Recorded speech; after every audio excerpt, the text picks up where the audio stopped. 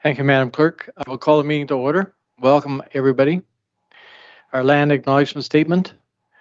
We acknowledge with respect the history, spirituality, and culture of the Anishinaabe, the people of the three fires known as Ojibwe, Odawa, Potawatomi, and the Potawatomi nations. We have inhabited this land from time immemorial. And further give thanks to the Chippewa Saugeen and the Chippewa Nawash, now known as the Saugeen Ojibwe Nation, as the traditional keepers of this land. We also recognize the Métis and Inuit whose ancestors shared this land and these waters. May we all, as treaty people, live with respect on this land and live in peace and friendship with all its diverse peoples. Approval of the agenda. Is there any member of council who wish to add anything to the agenda tonight? Madam Clerk, go ahead. Thank you, Mr. Mayor. Staff would like to request addition of a closed session to discuss two matters. The first being under Exemption C of Section 239 of the Municipal Act, and the second being Exemption B. Those exemptions are as follows: a proposed or pending acquisition of disposition of land by the municipality or local board, and the second, personal matters about an identifiable individual, including municipal or local board employees. That will form Section 13 of this agenda. Thank you, Madam Clerk. I have a recommendation here that a closed session be added as agenda item 13 to discuss the following. 1, a proposed pending acquisition of disposal of land by the municipality or local board. 2, personal matters about identifiable individuals, including municipal or local board employees, and that the agenda be approved as presented. Someone to move to put it on the floor, please. Moved by Councillor Sutherland, second by Councillor Colburn. Is there any discussion on the motion before us? Seeing none, a show of hands, all in favor? The motion is carried. Declaration of pecuniary interest, you can declare anytime you see fit during the meeting. Public hearings. The recommendation is that the regular meeting of Committee of the Whole be recessed to hold a public meeting for consideration of zoning bylaw amendment application Z0921 for property located at 502493 Gray Road 1 for Ronald and Brenda Robert. Someone to move to put on the floor, please. Moved by Councillor Thompson, second by Councillor Colburn. There's no discussion on the motion before us? A show of hands, all in favor? The motion is carried.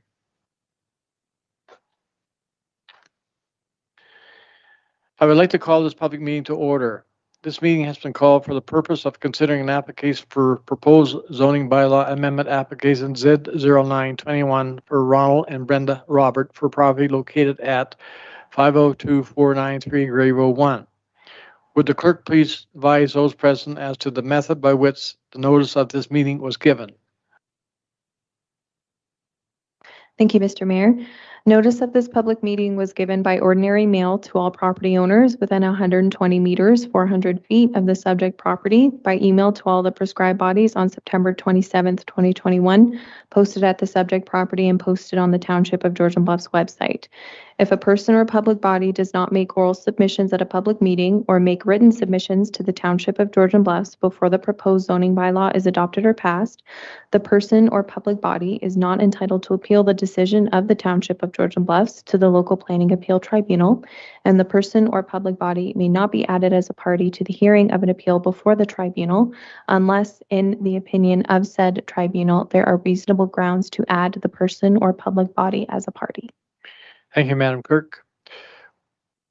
Would the senior planner please explain the purpose and effects of the proposed application and whether any correspondence have been received to date? Jen, please go ahead. Thank you, Mr. Mayor, and good evening, everyone.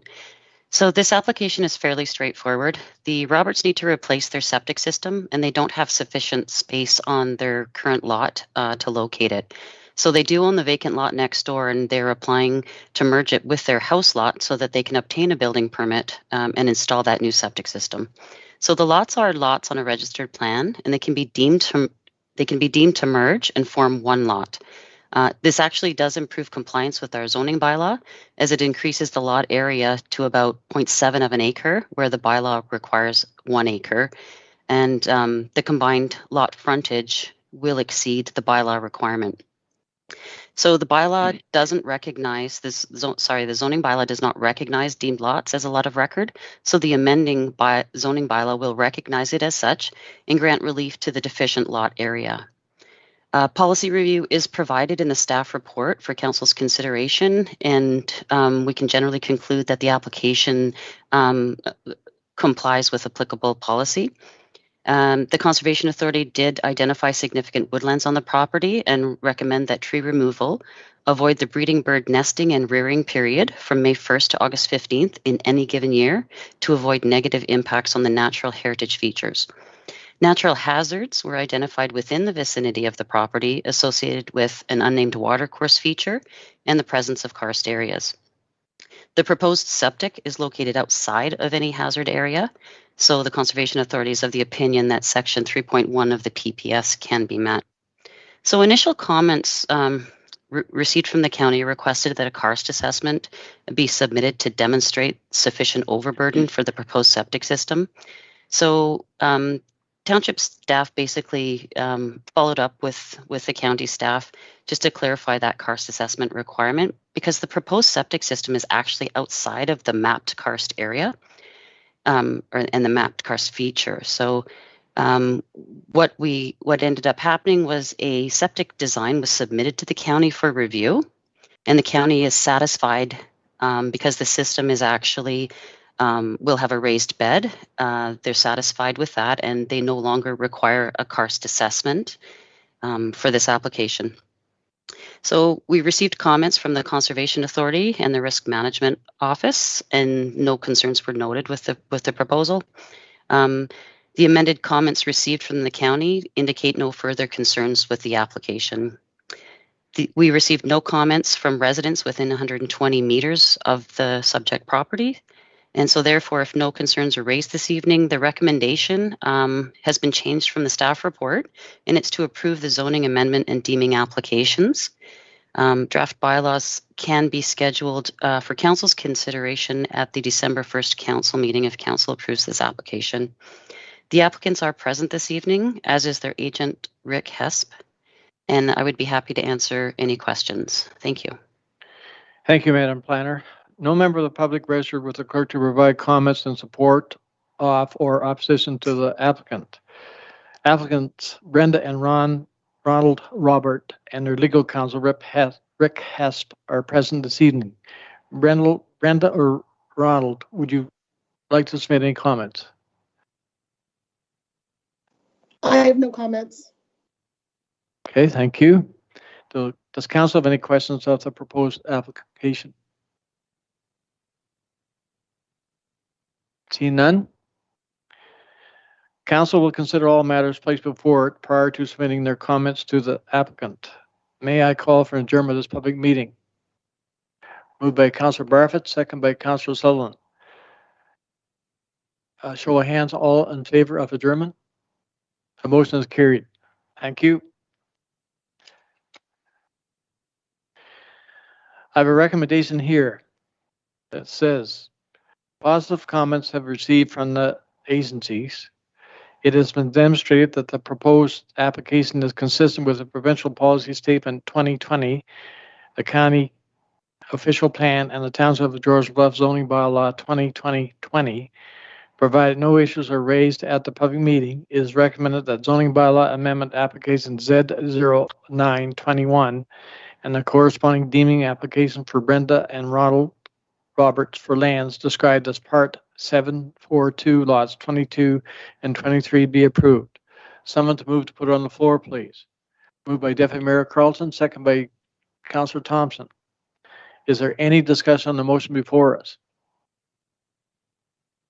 Seeing none, a show of hands, all in favor. The motion is carried. Thank you. So moving off our agenda, we're down to delegations. Tim Lanthony, Great Solwell Conservation Authority CEO. Tim, are you there? I'll turn the floor over to you. Welcome, Tim. Thank you, Mr. Mayor. Can you hear me okay? Yes, we can. Okay, thank you very much. Hello, Mr. Mayor, Council. Thanks for having me here tonight to present our draft budget for the Grace Hubble Conservation Authority, as well as to answer any questions that you may have about it. So I'm hoping that you've had an opportunity to go through the proposed draft budget that we've provided to councils, as well as the budget companion document that we prepared to go with it.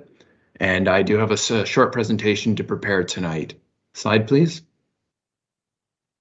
So what I'd like to do tonight is go over for you ultimately the draft budget, but also an overview of GSCA's funding sources, some of the challenges we faced in preparing the 2022 budget this year, a little bit about Grace Hubble Conservation Authority, our strategic goals and priorities, that should say the 2022 budget changes in the levy by municipality, and then some next steps. And as I mentioned, happy to answer any questions or comments that you may have. Slide, please. So for starters, just as a bit of an introduction to Grace Hubble, in case some of you don't know, we're a conservation authority. We're one of 36 in Ontario, and we're run by a board of directors made up of municipal council members. So why we do what we do, we have a broad vision statement of a healthy watershed environment in balance with the needs of society. So essentially, if we boil down why we do what we do, we want to keep our communities safe, we want to shape a healthy environment, and we want to create, protect, and provide green space for our communities. Slide, please. So our mission statement broadly defines how we'll do this. But essentially what we're doing is we're protecting people from loss of life and property damage. We're creating and managing natural areas, and we're connecting people with information. Slide, please.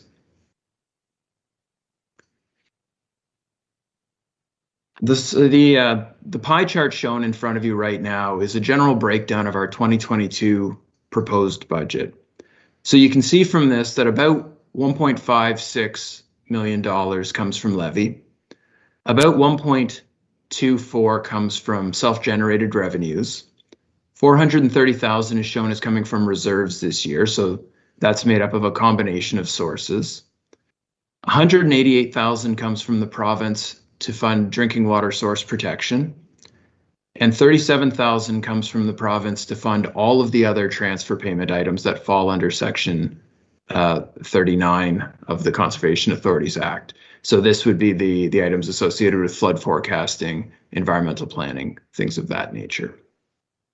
So our overall budget's about $3.45 million for the year. That's operating and capital combined. We employ a team of over 30 full-time, part-time, contract, and seasonal staff with that. We deliver vital conservation work across the region.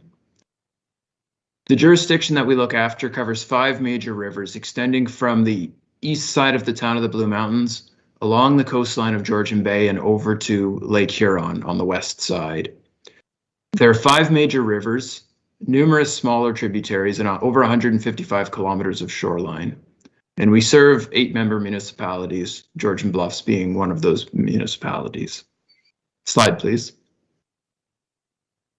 So as I mentioned at the beginning, we did face some challenges putting our budget together for 2022. So Grace Hubble runs a pretty lean operation to begin with in terms of our budget. Some of the drivers that we saw this year that are causing the levy to be a little bit higher than we would like it to be and a little bit higher than it has been in the past couple of years are shown on this table. So insurance premiums have gone up for us in the last 3 years, I suppose, about 100%.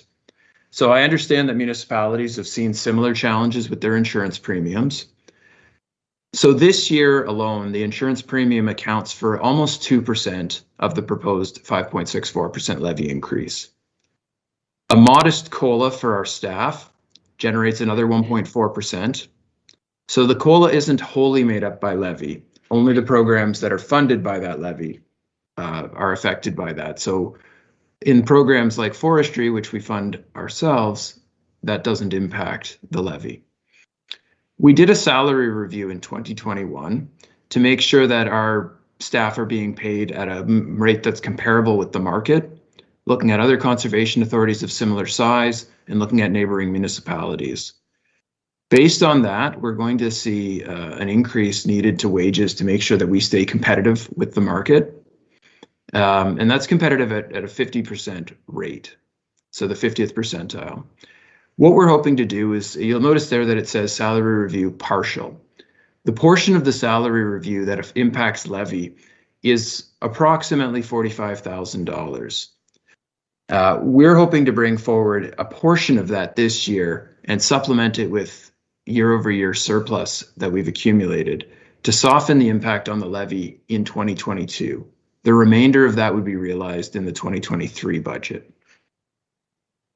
And we have other approved expenses through the board that impact the levy to the effect of about 1.1%.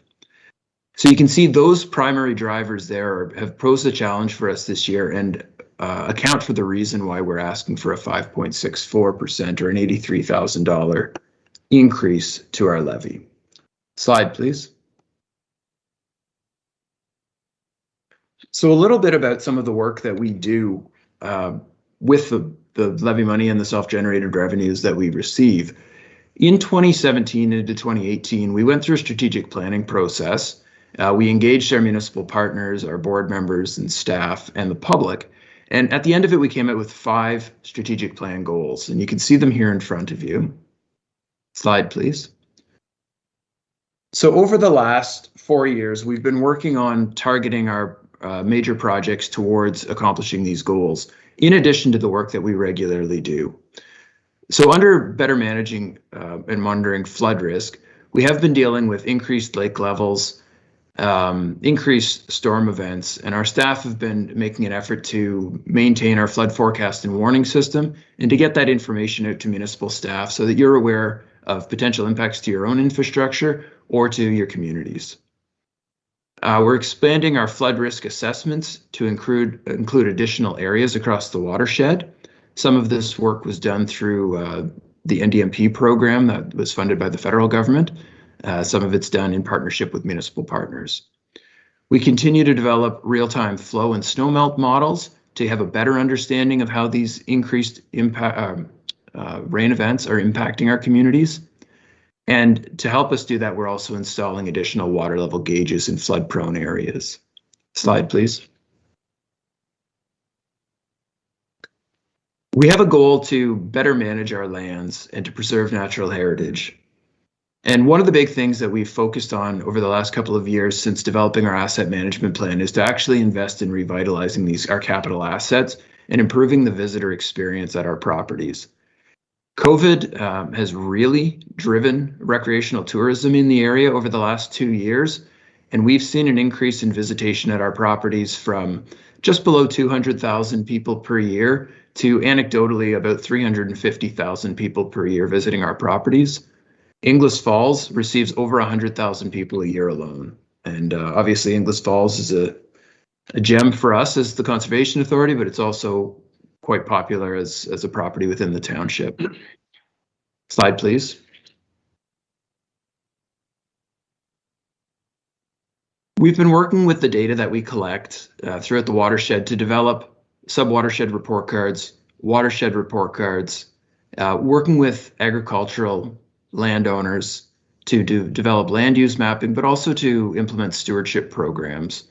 Over the last several years, we've been able to turn the small amount of levy dollars that we put into our stewardship program into hundreds of thousands of dollars that we've put back into the hands of rural landowners through grants that we've received. This goes into fencing projects and cover crops, things of that nature, to directly benefit the downstream water quality from these properties. Slide, please. And further to that, one of our goals is directly to improve water quality over and above that watershed planning idea. So to do this, we're planting trees throughout the watershed. In 2021, we planted about 70,000 trees throughout the watershed. We're geared to plant about 50,000 currently, and more may come in across between now and planting time in the spring. We continue to collect watershed data that supports our sub-watershed report cards and watershed report cards so that people throughout the community know what the state of the environment is that they live in. We work with our watershed partners to undertake water quality improvement projects, and this could include tree planting projects or fencing or even wetland creation. And as I mentioned, we've been working with the agricultural community, and we continue to work on source water protection planning. Slide, please. The final goal that we have is to strengthen our environmental education and communication program. So in 2022, the end of this year and into next year, we will formally launch our new Explore Guide. This is a guide to all of our properties. Many of them are in Georgian Bluffs. And this has been extremely popular, both with people locally as well as with visitors. We're planning to reinvest in our day camp programming, which again has been very popular. Unfortunately, COVID has caused that to be put on hold for a couple of years, but we do plan to relaunch it in 2022 and then expand it out into other municipalities in 2023 as we've received interest from other member municipalities to partner with them on this program. We'll be looking to update our strategic plan in 2022 to be ready for 2023. This will include looking at where we've come to date with our existing plan and seeing if we need to change or strengthen the existing plan. Slide, please. So this slide shows you just an overall summary of our budget. So the total operating budget and the total portion of levy that goes towards the operating portion of the budget, total capital and total levy in that capital for both 21 and 22, and then the overall budget and the total levy funding. So you can see that our capital budget maintains the same levy. We do see a change in the operating budget based on those items that I mentioned earlier. Slide, please. Our levy is apportioned across our 8 member municipalities based on the modified current value assessment. So this is the current value assessment for properties within the municipalities based on the previous year. So for 2022, we're using the 2021 numbers. These are provided to us by the province, and we have to use the numbers that they provided for us. And so it's a weighted average. So as that assessment changes between municipalities, the weighting between the municipalities also changes. So in 2022, Georgian Bluff's proposed levy will be $200,475. This is up $9,900 from last year. And again, how this is broken out is based on that modified value assessment. Slide, please. So in terms of next steps, we brought the draft budget to our board in September for review, just for discussion purposes. We brought it back to them in October for approval to circulate to our member municipalities. We give a minimum of 30 days for you as municipal partners to review the budget, and then your members will come back to our board table with any comments they receive from you and any direction they have from you. We're actually providing 55 days. We're going to bring it back to our December board meeting on December 22nd. And similar to the way that the levy itself is weighted by value assessment, so is the vote on the levy. So Georgian Bluff's percentage of the levy is about 12.9%. And so the vote weighting of Georgian Bluffs is 12.9%.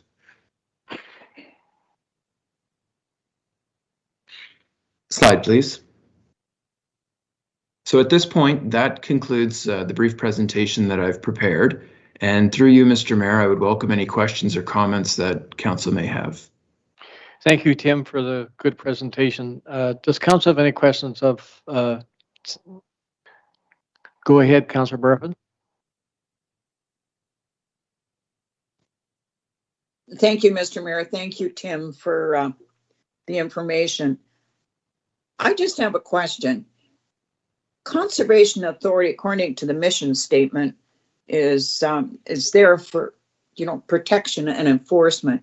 And as you know, we've just went through a particular situation, and I'm wondering what percentage of a levy goes towards protection and enforcement. That's very important, because the situation, and the situation I'm talking about, and it was very sensitive, and I think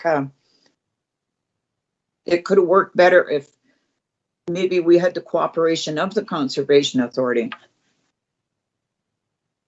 Tim, go ahead. Thank you. Through you, Mr. Mayor, to Councillor Barfoot and Council. In terms of the percentage of levy that goes towards enforcement, I guess what I would say is that for our environmental planning department, the budget in that department is just over $400,000 a year.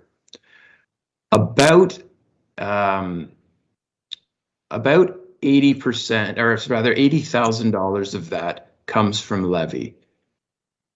So that's about 20% of the entire environmental planning department budget comes from levy. And then again, that is distributed amongst the municipalities based on their percentage of the levy. So for Georgian Bluffs, that equates to about $10,000 a year of levy goes towards the environmental planning department. So that department deals with our Section 28 regulation, which is the enforcement section that you were alluding to. And that is across the entire watershed. They also do, so they do permitting. And this year they're seeing about 500 permit applications over 5 staff people and 500 planning applications plus over 5 staff people. So we do deal with enforcement, and we have been cooperating in the instance that you're talking about with township staff to try and find a workable solution. But we have to be mindful of the violations and enforcement issues that we see across the entire watershed and be mindful of total costs of enforcing these issues. Thank you, Tim. Councillor Sullivan, I see your hand up. Yes, thank you, Mr. Mayor. Thanks, Tim, for the presentation. If it was okay with you, like I had a question on the follow-up on the more detailed budget items, if that was okay. It's in regards to the down near the bottom. You've got it all categorized, and it's under the section other. I was just wondering if you could elaborate a little bit more on what would be covered under those sections, because there is quite a chunk of change going into that category. Tim, go ahead. Thank you. Just to clarify, this is the slide associated with challenges for 2022. No, sorry, it's in the second part of the draft budget. I guess it's like the second slide, or like the second attachment. Thanks, Brittany. And it was down near every category was broke out into what, how much salary for each category and stuff like that. I just, at the very bottom there, the total operating expenses, you had it all broke out in the other category. There was 216,000 in the other category. I was just curious on what that might be. Madam Clerk, could you help us out with this, please? Thank you, Mr. Mayor. So through yourself to Mr. Lanthier, Tim, what Councillor Sutherland is referring to is the actual draft budget, being the 2022 PDF version of the draft budget that you provided. Correct. So this is going to be dependent on each individual department area. So for example, the lion's share of that really falls under the Administration, Finance and Human Resources section, which occurs on page 5 of the draft budget. So if you look to the expense there that says other, and it's 129,305, if everyone's following. That number is made up of two items. One is our insurance premiums, and the other is a levy that we pay to Conservation Ontario. So as we go through some of the other departments, we see a similar number in conservation lands policy and strategy. You'll see $85,000 as other. So this will be the remainder, I think, of that 216,000. That's the property taxes that we pay on the properties that we own. So essentially, the other is a combination of property tax, insurance premiums, and a levy to Conservation Ontario. Thank you, Tim. Councillor Sullivan, does that answer your question? Yes, perfectly. Thank you. Thank you. Do I see any other questions from council members? See none. Thank you very much for the presentation to us tonight, Tim, and council will take your your proposed budget into consideration and get back to you. Thank you very much for having me tonight. It was my pleasure. Thank you, Tim. So I'm going to move on to the agenda. We have no correspondence, no staff reports, public question period. Madam Clerk, was there anyone registered for public? No. Okay. Unfinished business, none. New business, none. Notice of motion. Does any council member wish to bring a notice of motion forward tonight? Seeing none, I'm going to move on to the agenda then. We're down to our closed session. That the recommendation is that the committee move into closed session at 5:31 with the interim CAO clerk, deputy treasurer, director of operations, and HR manager to discuss 1, proposed pending or acquisition or disposal of land by the municipality or local boards. 2, personal matters about identifiable individual, including municipal or local board employees. Someone to move to put on the floor, please. Moved by Deputy Mayor Carlton, second by Councillor Thompson. Is there any discussion on the motion before us? Seeing none, a show of hands, all in favor? The motion is carried. We're now in closed session, so Madam Clerk, you can tell me when we can proceed.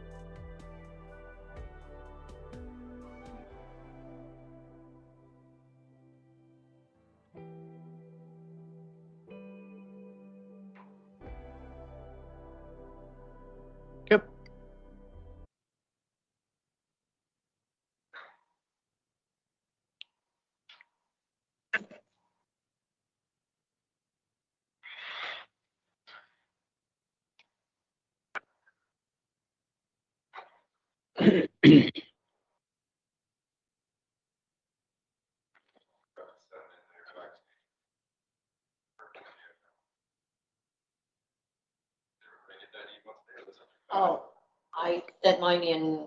I sent my, oh, sorry. Okay, we're back in open session. Council moved into closed session to discuss matters under closed meeting exemption C and B of section 239 of the Municipal Act. As a result of closed discussions, the following actions were taken. 13.1, direction was provided to staff. 13.2, direction was provided to staff. If we've no other business here tonight, I'll ask for a motion of adjournment. Our next meeting is December 1st.